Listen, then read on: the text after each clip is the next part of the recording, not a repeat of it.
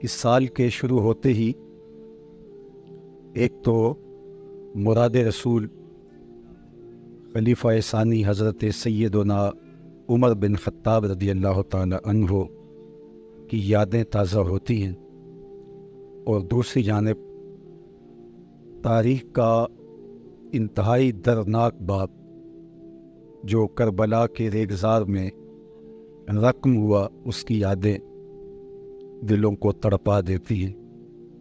اہل محبت حضرات شہدائے کربلا سے اپنی عقیدتوں اور اپنی محبتوں کا اظہار کر کے خراج عقیدت پیش کرتے ہیں۔ اللہ جل شانہ ہم سب کو ان کے نقوش پاک کی برکتیں عطا فرمائے۔ امت مسلمہ اس وقت جن بحرانوں سے گزر رہی ہے اور جن مشکلات کا شکار ہے، کسی بھی بالغ نظر شخص سے حالات پوشیدہ نہیں ہیں، اور پھر عرض وطن پاکستان اس وقت جس گمبھیر صورتحال کا شکار ہے، اللہ تعالی ہمیں نیک اہل، دیانتدار اور صالح حکمران نصیب فرمائے، اور اس ملک کو معاشرت کا حسن اور معیشت کا جمال نصیب کرے۔ کتاب رحمت قرآن مجید سے جو کلمات تلاوت کیے ہیں، ان میں اللہ جل شانہ نے اپنے محبوب علیہ السلام سے مخاطبت کرتے ہوئے ارشاد کیا، اے محبوب آپ ہی فرما دیجئے، لا اسألکم علیہ اجرا، اے لوگو میں تم سے تبلیغ دین کا کوئی صلہ نہیں مانگتا، تمہارے تک جو میں نے پیغام حق کا ابلاغ کیا، تمہیں دین دیا، اس پر کوئی اجر نہیں مانگتا۔ اگرچہ حضور علیہ السلام کی حیات طیبہ اس پہ شاہد عادل ہے، حضور کے شب و روز اس بات پہ گواہ ہیں کہ حضور نے تبلیغ دین کا کوئی صلہ طلب نہیں کیا، بے لوث تبلیغ اور جد و جہد فرمائی، لیکن مضمون اتنا اہم تھا کہ حضور کی زبان سے اس کو کہلوایا بھی گیا کہ میں تم سے تبلیغ دین کا کوئی صلہ، کوئی اجر نہیں مانگتا۔ اور یہ بات ذہن میں رہے کہ تبلیغ جب صلے اور ستائش کی آرزو سے مبرہ ہو تو پھر ہی وہ اثر چھوڑتی ہے، ورنہ ہواؤں میں اڑتی ہوئی تتلیوں کی طرح لفظ اپنا رنگ تو جماتے ہیں، لیکن من میں اترنے سے وہ لفظ محروم ہوتے ہیں جو صلے اور ستائش کی آرزو سے ملوث ہوتے ہیں۔ بات وہی دل میں اترتی ہے جو دل سے نکلتی ہے۔ فارسی والے کہتے ہیں از دل خیزت بر دل ریزت، جو چیز دل سے نکلتی ہے وہی دل پہ اترتی ہے۔ اللہ کے ہر پیغمبر نے اپنی تبلیغی مساعی کو، جد و جہد کو ملوث نہیں ہونے دیا، اور صلے اور ستائش دونوں چیزوں سے اپنی تبلیغی مساعی کو دور رکھا۔ اور یہ اللہ جل شانہ کی طرف سے بھی الوہی اہتمام تھا۔ اس حوالے سے میں ایک واقعہ آپ کے سامنے رکھنا چاہتا ہوں۔ جب فرعون کو نجومیوں نے بتایا کہ تیرے ہاں ایک بیٹا پیدا ہونے والا ہے جو تیرے تخت و تاج کو الٹ کے رکھ دے گا، تکبر اور رعونت سے بھرا ہوا فرعون بولا کہ میں وہ بچہ پیدا ہی نہیں ہونے دوں گا، اور 70,000 بچے قتل کروائے، 90,000 حمل گروا دیے گئے۔ اللہ کی قدرت کہ جب اس قدر قتل عام ہوا تو اس کے اپنے ہی مصاحبوں نے کہا کہ اس طرح تو نسل مفقود ہو جائے گی، تو ہماری خدمت کون کرے گا؟ تو ایسا کرو کہ 1 سال بچے قتل کرواؤ اور 1 سال چھوڑ دو۔ جس سال بچے قتل کرواتے تھے اس سال حضرت موسیٰ علیہ السلام پیدا ہوئے، اور جس سال چھوڑے جاتے تھے اس سال حضرت ہارون علیہ السلام پیدا ہوئے۔ موسیٰ جن کا نام اہل سیر نے یوحانس بتایا ہے، وہ بیٹے کی ولادت پر پریشان ہو گئی، جبکہ بیٹے کی پیدائش پہ خوشی ہوتی ہے، لیکن انہیں دکھ یہ تھا کہ ابھی فرعون کے سپاہی آئیں گے اور میری گود سے میرا بچہ چھین کے لے جائیں گے اور کاٹ ڈالیں گے۔ ماں کی ممتا تڑپ اٹھی، تو اللہ جل شانہ نے موسیٰ کی جانب وحی کی کہ گھبرانے کی ضرورت نہیں، اس بیٹے کو دریائے نیل کی موجوں کے سپرد کر دو، پھر میری قدرت کے تماشے دیکھو۔ ایک صندوق تیار کیا جس کے بالائی حصے میں سوراخ کیے، اور حضرت موسیٰ علیہ السلام کو صندوق میں بٹھا دیا اور دریائے نیل کی موجوں کے سپرد کر دیا، اور اللہ کے وعدے پر مطمئن ہو کر موسیٰ واپس گھر پلٹ آئیں، لیکن بہن سے نہ رہا گیا، وہ دریا کنارے ساتھ ساتھ چلتی رہیں، کہتے ہیں جب وہ صندوق ڈوبنے لگتا تو بہن کا دل بھی ڈوب جاتا، اور جب وہ تیر کے سطح آب پہ آ جاتا تو دکھوں کی ماری بہن کے دل کو قرار ملتا۔ خدا کا کرنا یہ ہوا کہ فرعون کا محل دریا کنارے ہی واقع تھا، اور وہ اپنی بیوی کے ہمراہ جن کا نام آسیہ ہے دریا کنارے گزرتے ہوئے پانی کے منظر سے لطف اندوز ہو رہے تھے۔ تو پانی کے بہاؤ پر ایک صندوق آتے دیکھا تو تجسس اور شوق کی چنگاریاں روشن ہوئی، اور غوطہ خوروں کو حکم دیا کہ صندوق نکال کے لاؤ، دیکھیں تو اس میں کیا ہے، یہ الگ سی شے ہے جو پانی کے بہاؤ پہ جا رہی۔ خیر غوطہ خور شاہی حکم بجا لاتے ہوئے صندوق نکال لائے، جب کھولا تو دیکھا ایک خوبصورت بچہ مسکرا رہا ہے۔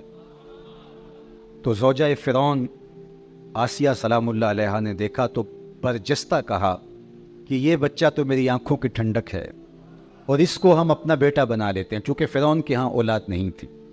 اپنی بیوی کی اس بات کو ٹال تو نہ سکا، لیکن جو جملے آسیہ نے کہے تھے اس کی زوجہ نے، اس نے یہ نہیں کہے۔ علماء نے لکھا کہ نبی کے ساتھ کیا گیا پیار رائے گا نہیں جاتا۔ اللہ نے بعد میں اس خاتون کو ایمان دے دیا، اور دنیا کی 4 بہترین خواتین میں سے ایک نام ان کا ہے۔ کہتے ہیں اگر فرعون بھی کہہ دیتا ہاں میری آنکھوں کی بھی ٹھنڈک ہے، تو رب یہ نہ دیکھتا اس نے دعویٰ کیا ہے، دیکھتا میرے نبی سے پیار کیا ہے، اللہ اس کو بھی ہدایت دے دیتا۔ خیر اس کا مقصود نہیں تھا، لیکن یہ طے ہوا کہ اس کو اپنا بیٹا بنا لیتے ہیں۔ سب سے پہلی فکر دودھ کی تھی، شاہی دائیاں بلوائی گئی، لیکن حضرت موسیٰ کسی کا دودھ نہیں پی رہے۔ اللہ قرآن میں فرماتا ہے ہم نے ان پر حرام کر دیا تھا کہ اپنی ماں کے علاوہ کسی اور خاتون کا دودھ نہیں پینا۔ اب بہت پریشانی بن گئی، بچہ ہے اور بھوک میں ہے لیکن دودھ نہیں پی رہا۔ اتنے میں ان کی بہن بھی چلتے چلتے موقع پہ آ پہنچی، اور اس پریشانی میں انہیں دیکھا تو کہا ایک دائی میری نظر میں بھی ہے جس کا دودھ بچے رغبت سے پی لیتے ہیں، کہو تو بلا لاؤں۔ انہوں نے کہا دیر کا ہے کہ جلدی کر۔ وہ گئی اور اپنی ماں کو بلا لائے۔ حضرت موسیٰ علیہ السلام کی ماں نے جب دودھ پیش کیا تو ظاہر ہے وہ پینے لگے۔ تو فرعون نے کہا کہ اے خاتون تمہاری رہائش قریب کر دیتے ہیں، میرے بچے کو تم دودھ پلایا کرنا۔ اللہ اکبر! فرعون کہتا تھا کہ میں وہ بچہ پیدا نہیں ہونے دوں گا۔ رب نے کہا مجھے رب نہ کہنا، اگر تیرے گھر میں پال کے نہ دکھایا تو۔ اب سوال یہ ہے کہ اپنی ماں کے علاوہ کسی اور خاتون کا دودھ پینا اگر نبی کی شان کے لائق نہیں اور حضرت موسیٰ علیہ السلام کو منع کر دیا گیا تھا، تو پھر میرے اور آپ کے آقا و مولا نے حضرت حلیمہ سعدیہ کا دودھ کیوں پیا؟ تو اس کا جواب یہ ہے کہ اپنی ماں کے علاوہ کسی اور خاتون کا دودھ پینے میں کیا حرج ہے؟ بکری، بھیڑ اور گائے کے دودھ پینے میں حرج نہیں ہے، تو کسی خاتون کا دودھ پینے میں کیا حرج ہو سکتا ہے؟ حضرت موسیٰ کا ماجرا یہ تھا، اس بہانے انہیں ماں کی گود تک پہنچانا تھا۔ اور دوسری بات یہ تھی کہ کل فرعون کے دربار میں کھڑے ہو کے حضرت موسیٰ علیہ السلام نے جب اللہ کی توحید کا اعلان کرنا تھا تو اس نے زیر لب مسکرا کے کہنا تھا الم نربک فینا ولیدا، میرے گھر میں پلا ہے، آج مجھے ہی سمجھانے آ گیا ہے۔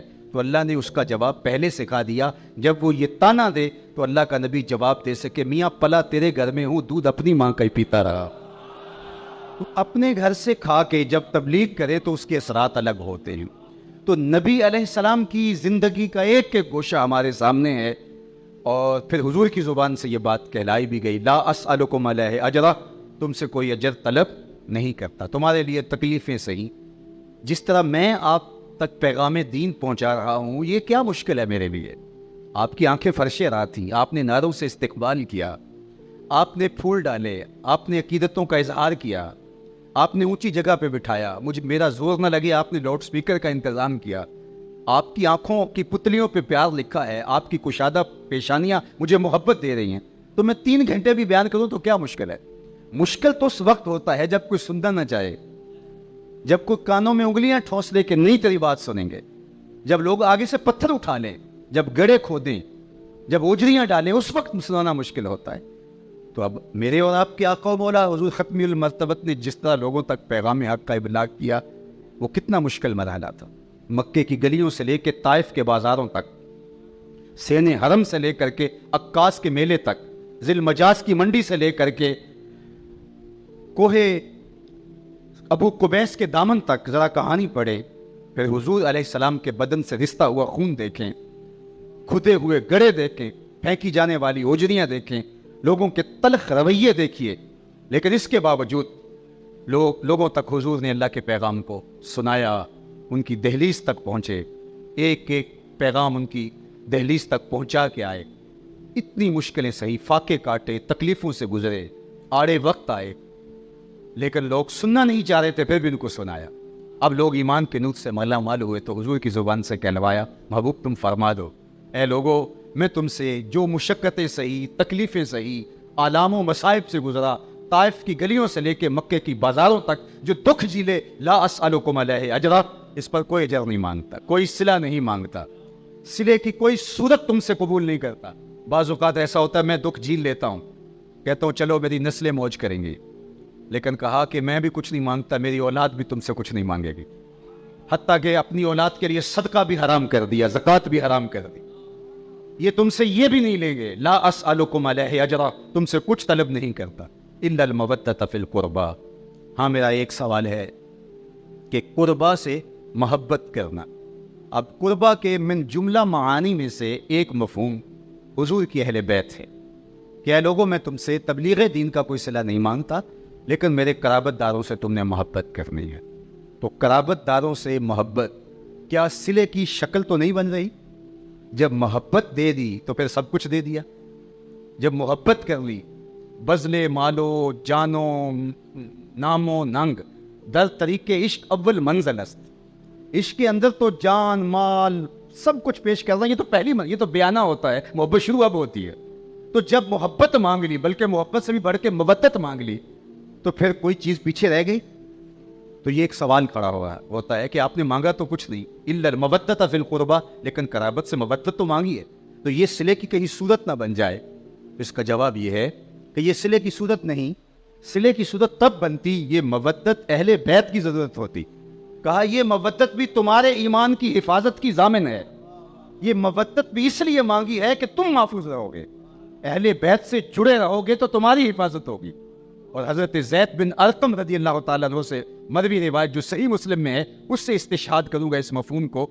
وہ فرماتے ہیں کہ آقا کریم نے ارشاد فرمایا, انا تارک فیکم الثقلین, میں تمہارے اندر دو بھاری چیزیں چھوڑ کے جا رہا ہوں, تمہیں لاوارث نہیں چھوڑ کے جا رہا کہ تم میرے بعد خشک پتوں کی طرح جو ہے وہ اس طرح اڑتے پھرو اور تمہارا کوئی پرسان حال نہ ہو. میں نے تنکا کر کے امت جوڑی ہے اور ان کو یوں ہی چھوڑ کے نہیں جا رہا, میں تمہیں لاوارث نہیں چھوڑ کے جا رہا. انا تارکن فیکم الثقلین, تمہارے اندر دو بھاری چیزیں چھوڑ کے جا رہا ہوں. سکل سے ثقلین ہے, دو بھاری چیزیں. اللہ اکبر. اور فرمایا کہ ان میں سے دونوں ایک دوسرے سے اہمیت کی حامل ہیں.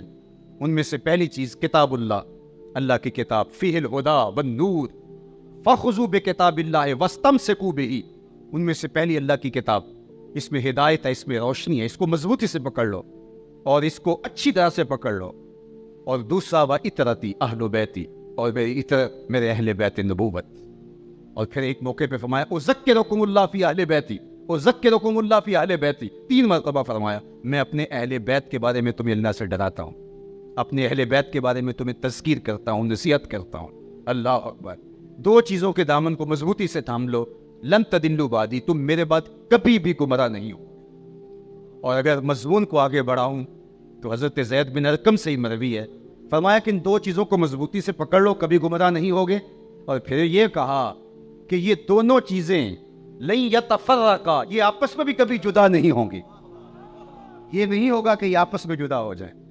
دونوں چیزوں کو مضبوطی سے پکڑ لو, تم ہدایت پہ گامزن رہو گے. اور ان میں سے دونوں ہی اہمیت کی عمل ہے, قرآن اور دوسری میری اطرت, میرے اہل بیت نبوت. اب قرآن ہمارے ہر دکھ کا مداوا ہے, ہر درد کا علاج ہے, ہر مرض کی شفا ہے. تو قرآن کے ہوتے ہوئے ہمیں کسی اور کی چیز کی ضرورت کیا باقی رہ گئی تھی؟ جب قرآن ہے, کافی ہے, وافی ہے, شافی ہے. فَبِأَيِّ حَدِيثٍ بَعْدَهُ يُؤْمِنُونَ, یہ پیغام آخری ہے. اس کے ہوتے ہوئے کیا ضرورت تھی کہ اہل بیت کے دامن کو بھی پکڑے؟ حضرت جنید بغدادی علیہ رحمہ نے اپنے ایک مرید کو صندوق دیا, کہا بیٹا اس کو لے جاؤ اور دریائے دجلہ میں پھینکاؤ, اور دیکھنا, پلٹ کر نہیں دیکھنا, اس کو کھول کر نہیں دیکھنا کہ اس کے اندر کیا ہے. کامل مرید وہی ہوتا ہے جو شیخ کے راز کی حفاظت کرے. صندوق سر پہ اٹھایا, دجلہ کنارے پہنچا, جو ہی پھینکا تو کیا دیکھا کہ پانی نے راہیں کشادہ کر دی, آغوش محبت میں اس صندوق کو سمیٹ آئے.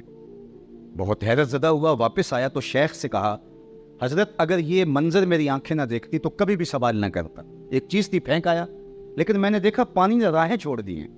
تو وہ کیا چیز تھی جس کے لیے پانی نے راہیں چھوڑ دی؟ اور اگر کوئی وہ ایسی شے تھی تو آپ نے پھینکوائی کیوں ہے؟ یہ ایک مسئلہ بن گیا میرے لیے. اتنی مقدس چیز کے پانی نے راہیں چھوڑ دی، اور اگر اتنی مقدس تھی تو آپ نے اس کو پھینکوایا کیوں؟ فرمایا بیٹا تم نے منظر ہی ایسا دیکھا ہے، جب تک رات سے پردہ نہیں اٹھاؤں گا تمہیں قرار نہیں ملے گا. سنو، میں نے تصوف کے اسرار و رموز اور غوامض پر ایک کتاب لکھی تھی 12 سال کی محنت شاقہ سے. پھر 12 سال اس کی نوک پلک سنوارتا رہا کہ اس کا کوئی جملہ شریعت کے مزاج سے متصادم نہ ہو. پھر 12 سال میں سوچتا رہا اس کتاب کو لوگوں تک پہنچاؤں کہ نہ پہنچاؤں. آج 36 برس گزرنے کے بعد میں نے سوچا ہے قرآن کے ہوتے ہوئے لوگوں کو جنید بغدادی کی کسی کتاب کی ضرورت نہیں ہے. یہ وہ میری 36 سال کی کمائی ہے جو تم دریا میں پھینکا ہے. قرآن اتنا ضروری، اتنا اہم، اتنا کافی، اتنا وافی، اتنا شافی، ہر دکھ کا مداوا، ہر درد کا علاج، ہر مصیبت میں کام آنے والا جب قرآن دے گئے تو اب کیا ضرورت تھی کہ اہل بیت نبوت کے دامن کو تھامنے کی؟ تو اس مضمون کو سمجھنے کے لیے پھر آپ کو تھوڑا سا پھر پیچھے آنا پڑے گا کہ ایک ہوتی ہے تھیوری اور ایک ہوتا ہے اس کا پریکٹیکل. ایک ہوتا ہے علم، ایک ہوتی ہے اس کی عملی مشق. اگر اسلام کی تھیوری دیکھنی ہے تو قرآن موجود ہے، اگر پریکٹیکل دیکھنا ہے تو کربلا کے تپتے ہوئے ریگزار میں حسین ابن علی کا کردار موجود. کہا دونوں کے دامن کو مضبوطی سے تھام لو، تم کبھی بھی گمراہ نہیں ہوگے. جس نے تھیوری چھوڑ دی اس کا پریکٹیکل صحیح آ ہی نہیں سکتا، کیونکہ پریکٹیکل صحیح آتا ہی تھیوری پر ہے.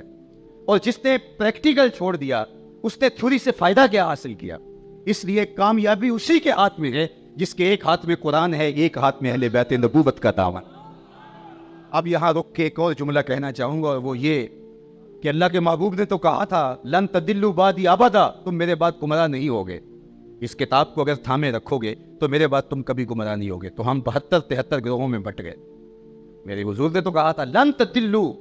علماء سے پوچھئے، طلباء بھی موجود ہیں، حرف ناصب جب مضارع پہ داخل ہو تو مستقبل کی ابدی نفی ہوتی ہے. تو لن تدلوا کا مفعول لم تفعلوا ولن تفعلوا، اگر تم نہیں لا سکے تو کبھی بھی نہیں لا سکو گے. لن تدلوا، تم کبھی بھی گمراہ نہیں ہوگے.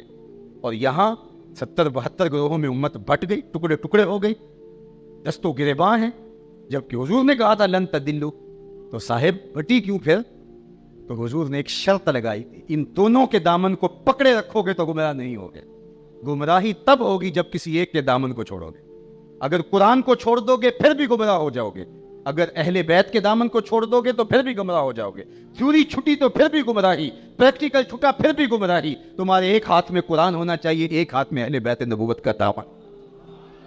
اگر تم دونوں کے دامن کو مضبوطی سے پکڑ لیتے ہو تو پھر تم گمراہیوں سے بچ جاؤ گے، ہدایت تمہارا مقصود ہو جائے گی. اللہ اکبر. تو اہل بیت کے دامن کو پکڑ کر کے، قرآن کی فکر کو تھام کر کے جب ہم آگے بڑھتے ہیں تو راستے بنتے چلے جاتے ہیں. لیکن جب ہماری فکر، ہماری سوچ، ہماری خواہشات کے تابع ہو جاتی ہے اور ہم کسی ایک چیز کا اختیار کرتے ہیں تو پھر نتیجہ گمراہی ہے.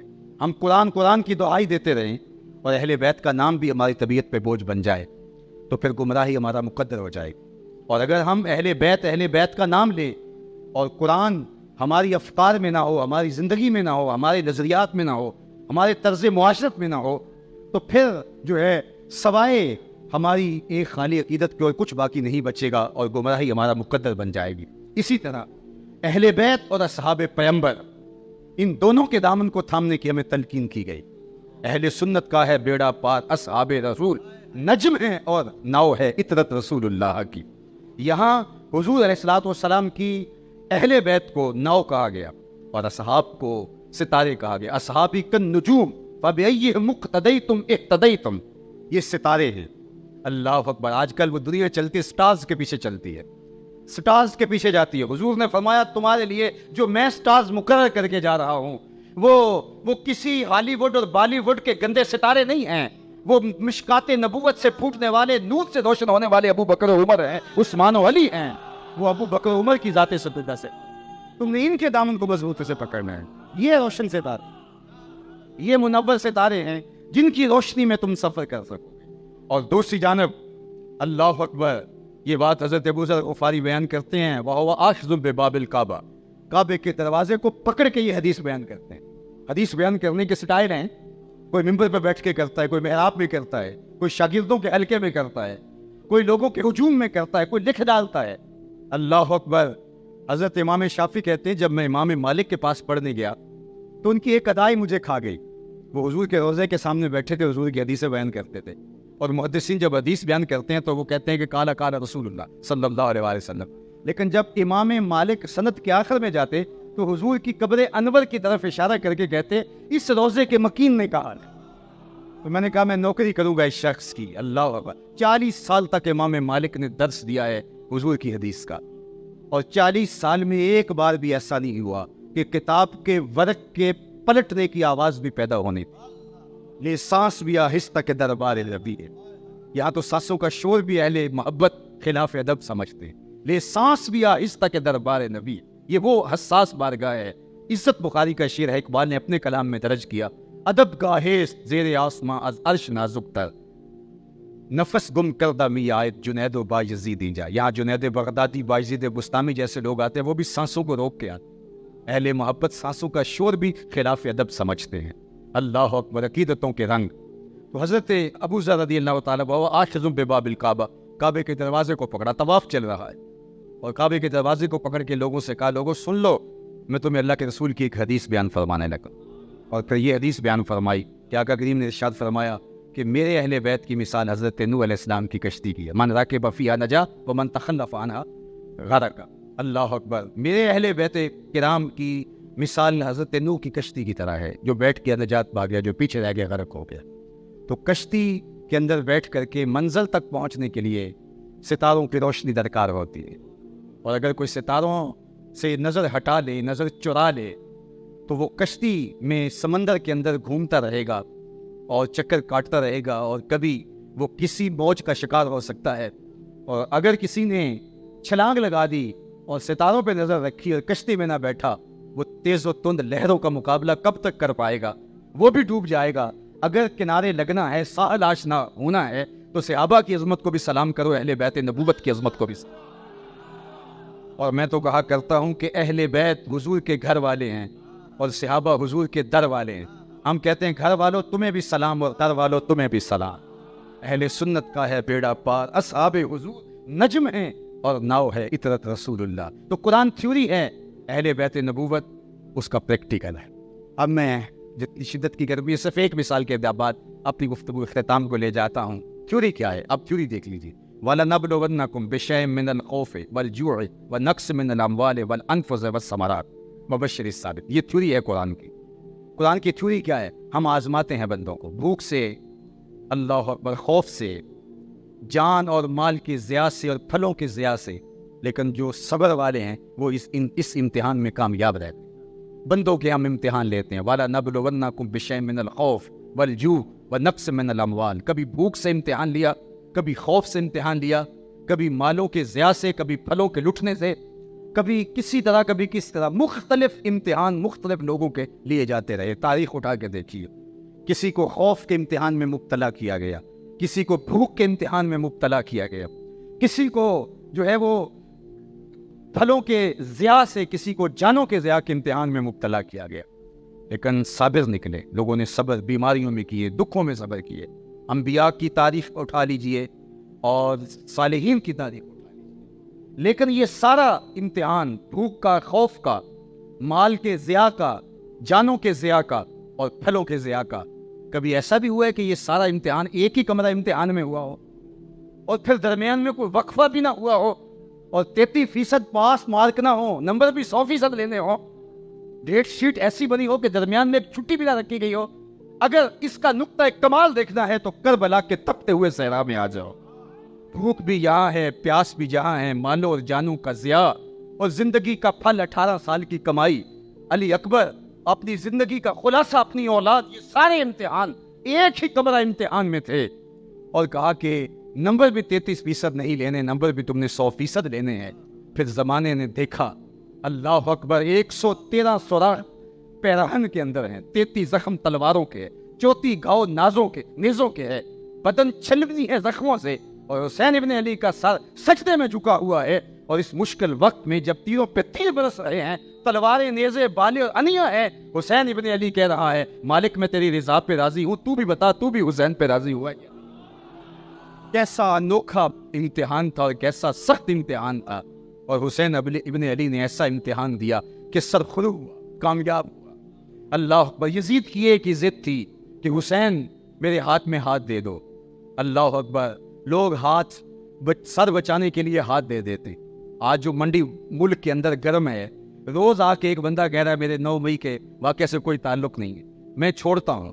میں اس بحث میں نہیں جاتا کون صحیح اور کون غلط ہے، لیکن میں یہ بات کہتا ہوں کہ لوگ جان بچانے کے لیے، لوگ سر بچانے کے لیے ہاتھ دے دیتے ہیں، لیکن زمانے نے پہلی بار دیکھا، اس انداز سے یہ رخ دیکھا کہ انہوں نے ہاتھ بچانے کے لیے سر دے دیے۔ لوگ سر بچانے کے لیے ہاتھ دے دیتے ہیں، امام حسین نے ہاتھ بچانے کے لیے سر دے دیا۔ اور آپ تاریخ کربلا پڑھتے ہیں، جسم کو گھوڑوں کی ٹاپوں سے رون دیا گیا اور تھوڑی زیادتی نہیں کی گئی، اور کربلا کے میدان سے ان شہیدوں کے سر گئے دمشق میں، اور یزید کے سامنے تشتری میں حضرت امام حسین کا سر پڑا تھا، اور انہوں نے ظالموں نے ان کے جسم رون دیے۔ اچھا، ایسا بھی تو ہو سکتا تھا جسم نہ روندے جاتے، کوئی ظالم امام حسین کا سر کاٹ کے وہاں لے گیا تھا تو آپ کا ہاتھ بھی کاٹ کے لے جاتا، اور تشتری میں ہاتھ بھی پڑا ہوتا، اور جس طرح اس نے آپ کے ہونٹوں پہ چھڑی ماری تھی تو وہ آپ کے ہاتھ کو اپنے ہاتھ میں دے کے کہتا حسین تم نے زندگی بھر تو ہاتھ میرے ہاتھ میں نہیں دیا، آج دیکھو تمہارا ہاتھ میرے ہاتھ میں ہے۔ ہاتھ کچلا گیا، وہاں گھوڑوں کی ٹاپوں تلے روندا گیا کہ حسین کا ہاتھ روندا جائے گا لیکن مر کے سر جائے گا، حسین کا ہاتھ بھی یزید کے پاس نہیں تھا، تاکہ وہ یہ شرارت کر کے کہہ نہ سکے جیسے بھی اس کا ہاتھ تو میرے ہاتھ میں آیا۔ اللہ اکبر۔ یہ ہیں حسین ابن علی رضی اللہ تعالیٰ عنہ۔ کربلا میں جیتا کون، کربلا میں ہارا کون؟ اللہ اکبر۔ میں کہتا ہوں یہ حسین اور یزید کی لڑائی نہیں تھی، یہ حسینیت اور یزیدیت کی لڑائی تھی۔ اگر حسین اور یزید کی، جس طرح لوگوں نے کہا، 2 شہزادوں کی جنگ تھی، یہ شخصی لڑائی تھی۔ اگر یہ 2 افراد کی جنگ ہوتی، 2 اشخاص کی جنگ ہوتی، 2 ذوات کی جنگ ہوتی، تو حسین ابن علی شہید کر دیے گئے اور یزید فتح کے نعرے بجانے لگا، پھر تو آپ کہہ سکتے تھے جناب یہ جیت گئے اور یہ ہار گئے۔ لیکن زمانہ جانتا ہے یہ حسین اور یزید کی جنگ نہیں تھی، یہ حسینیت اور یزیدیت کی جنگ۔ یزید بظاہر جیت گیا لیکن یزیدیت ہار گئی۔ امام حسین شہید ہو گئے لیکن حضرت امام حسین شہید ہونے کے باوجود حسینیت زندہ باد ہو گئی۔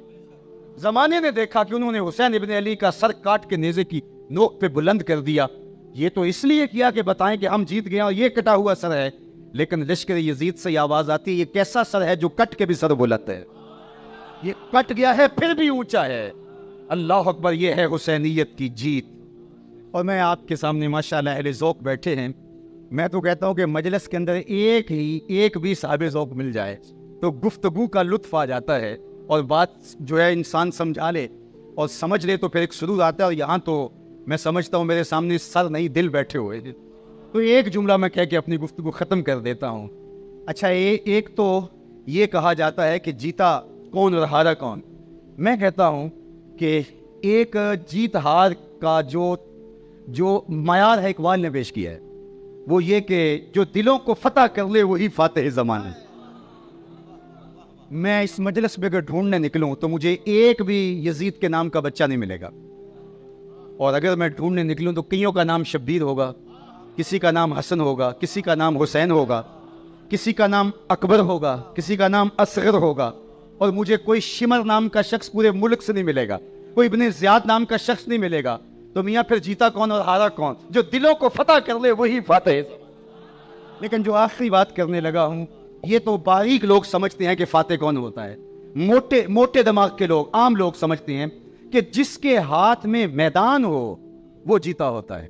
پانی پت کی لڑائیوں سے لے کر کے میسور کی جنگ تک آپ دیکھتے ہیں جو میدان چھوڑ کے بھاگ گیا، ہماری کشتیاں بھی ہوتی ہیں جو پہلوان بھاگ جائے کھاڑا چھوڑ کے تو وہ جیتا بھی ہو تو لوگ کہتے ہیں یہ ہار گیا، جو کھاڑا چھوڑ کے بھاگ گیا وہ ہار گیا۔ یہ دیسی طریقے میں ہمارا پنجابی کلچر، جو میدان چھوڑ کے بھاگ جائے وہ ہارا ہوتا ہے، میدان جس کے ہاتھ میں ہوتا ہے وہ جیتا ہوتا ہے۔ میدان کربلا آج بھی دیکھ لو کس کے ہاتھ میں ہے، وہاں جھنڈے کس کے لگے ہیں، وہاں پرچم کس کا جھول رہا ہے، وہاں روضہ نور کس کا ہے، اور یزید کی قبر بھی زمانے کو موجود نہیں، حسین کا مرکز نور آج بھی اجالے بانٹ رہا ہے۔ اور حسین جیت گیا، یزید ہار گیا، چونکہ شکست اور جو ہے وہ جیت کا معیار جو بھی آپ مقرر کریں آپ کو حسین ابن علی جیتا ہوا دکھائی دے گا۔ اور یہ سرخرو اور کامیابی آج ہم سینہ تان کے حسین ابن علی کا نام لے رہے ہیں، یہ ہمارا اعزاز ہے۔ دنیا کے اوپر کتنے لوگ ہیں جو یزید کو حق پہ سمجھتے ہیں، کیا وہ اتنی بڑی مجلس یزید کے حق میں کر سکتے؟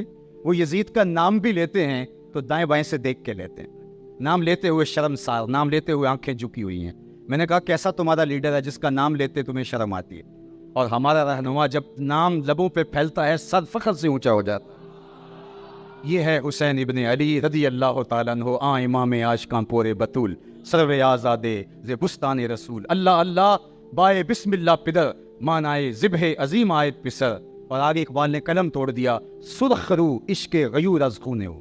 ذرا لفظوں کا حسن دیکھیے، لفظوں سے ٹپکتا ہوا نور دیکھیے، سرخ رو عشق غیور از خونے ہو، اللہ سرخ رو عشق غیور از خونے ہو، شوخی ای مصرع از مضمونے ہو، تا قیامت قطع استبداد کر، موج خونے ہو چمن ایجاد کر۔ اللہ اکبر۔ اللہ ہمیں حضرت امام حسین کے نقوش پاک کی برکتیں دے اور صحابہ کی عظمت اور عفت کے ترانے گانے کی توفیق دے۔ حضرت سیدنا ابو بکر رضی اللہ تعالیٰ عنہ سے لے کے حضرت علی کی یا تک سارے نبی کے یار برحق اللہ سچائیوں کا نور نصیب۔ و آخر دعوانا الحمدللہ رب العالمین۔